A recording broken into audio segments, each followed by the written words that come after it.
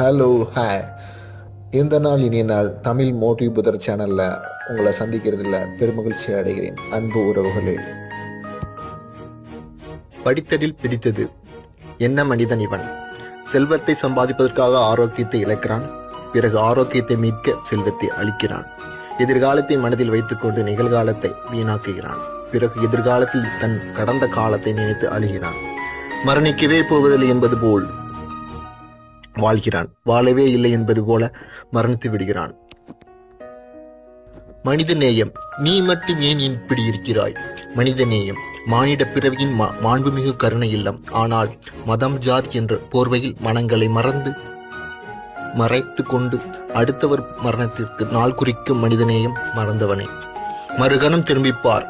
கருகிய உடல்களோடு கதறும் குரல்கள் உன் காதுகளுக்கு எட்டவில்லையா? கொழுந்து விட்டு எரியும் கனவில் கூட எரிந்து முடிந்தவுடன் நீர் கசியும். உன் மனதில் மட்டும் ஈரம் இல்லையா? மதம் பிடித்த யானை கூட தன் இனத்தை அழிப்பதில்லை. அப்படி இருக்க அற்ப மனிதா, நீ மட்டும் ஏன் இப்படி இருக்கிறாய்? மனிதநேயம். நண்பர்களே, இந்த பதிவின் கீழ் உங்களுக்கு நிறைகுறைகள் இருப்பின் கமெண்ட் செக்ஷனில் பதிவு செய்யுங்கள். நன்றி. மீண்டும் அடுத்த ஒரு நல்ல ஒரு பதிவில் சந்திக்கிறேன்.